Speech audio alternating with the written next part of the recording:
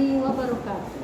Perkenalkan, nama saya Ibu Rusdarwati dari SDN Petamburan 03 yang akan memaparkan tentang pelatihan-pelatihan saya di Innovative School Program atau ISP yang dilaksanakan dari tanggal 23 September sampai kemarin tanggal 23 Maret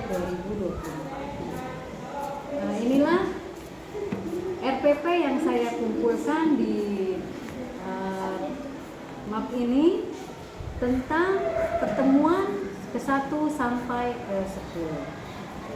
Disinilah kelas kami atau kelas saya di SDN Petamburan 03 pagi di kelas 3A.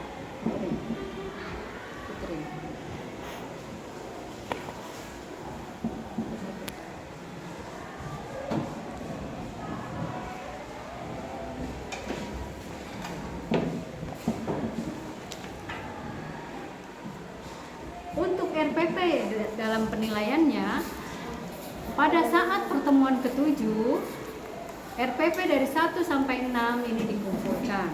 Yang alhamdulillah RPP yang saya buat memenuhi kriteria yang diajukan, tetapi masih banyak foto-foto atau portofolio anak-anak yang belum dimasukkan ke map ini.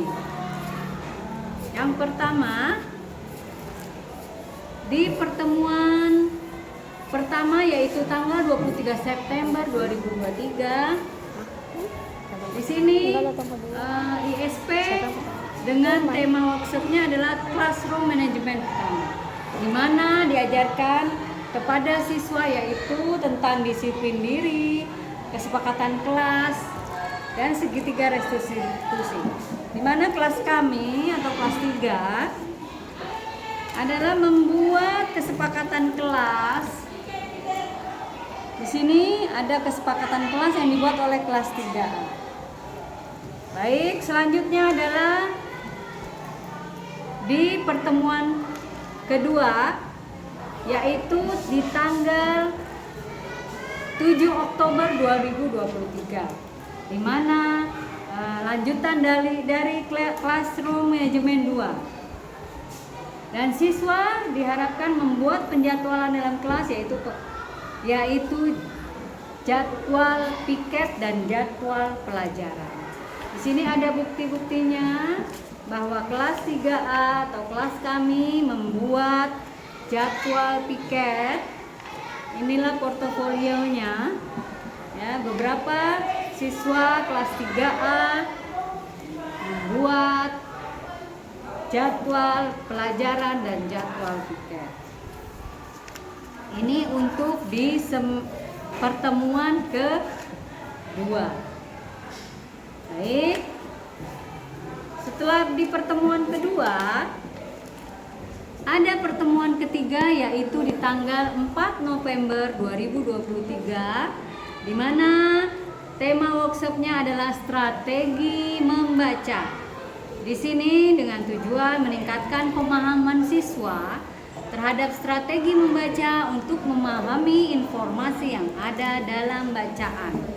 Di mana portofolionya adalah seperti ini, ya. Dengan membuat gambar dan mereka menceritakan apa yang digambarkan. Inilah portofolio dari siswa kami yaitu kelas 3A dengan foto-fotonya. Baik, terima kasih. Untuk selanjutnya ada di pertemuan kelima,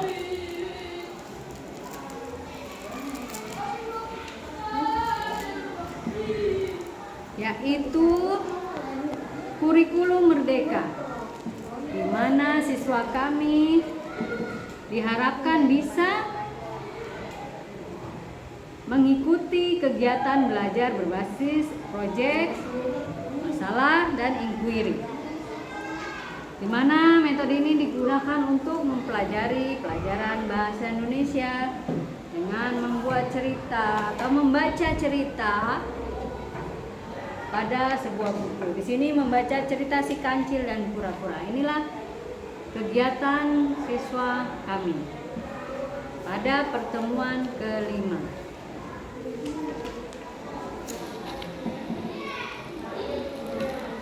Selanjutnya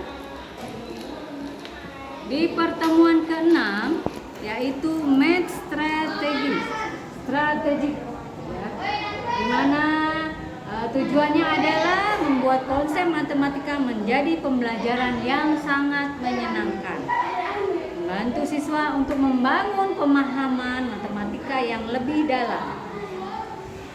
Di sini kami menerapkan ya, agar siswa bisa lebih cepat dalam memahami matematika itu dengan membuat media papan perkalian, di mana ada sebuah gelas dengan angka-angka dan sedotan ya. Dari sedotan mereka mempraktekkan peta perkalian.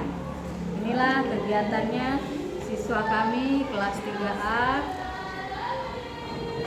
dengan mempraktekkan perkalian. Baik, setelah pembelajaran ke-6 ada pembelajaran ke-7 yaitu lanjutan dari math strategi kedua.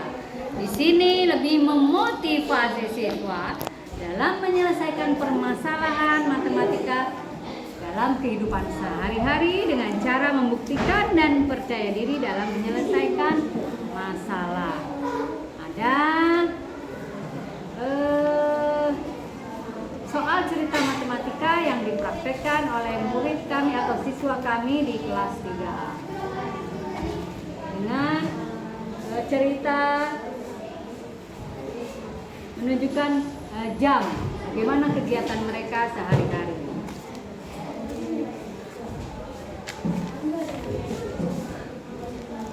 Baik, setelah di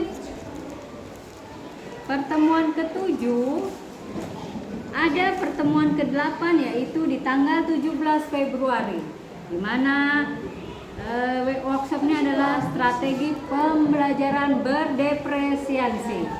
Ya, di sini adalah kebutuhan belajar yang banyak dan beragam dari setiap siswa dalam kelas. Haruslah dipenuhi kebutuhannya agar tujuan pembelajaran tetap maksimal. Di mana siswa kami dibagi-bagi atau mereka memilih apa sih, apakah suka membaca atau tidak. Ini dia ya, dimana ada yang suka membaca dan ada yang tidak. Inilah kegiatan di pertemuan ke-8. Baik, setelah pertemuan ke-8 ada pertemuan ke-9 yaitu seni bertanya, di mana tujuannya adalah mengetahui pengetahuan siswa terhadap suatu masalah. Dalam hal ini metodenya adalah diskusi kelompok dan tanya jawab, di mana kami menunjukkan gambar dan siswa bisa memberikan apakah ada persamaan atau perbedaan dalam gambar. Inilah kegiatan dari pertemuan ke-9. Pertemuan terakhir di ke-10 yaitu asesmen. Asesmen dalam hal ini adalah formative assessment, di mana bisa meningkatkan pembelajaran siswa dan mengembangkan bakat siswa yang ada di dalam kelas. Oke, terima kasih.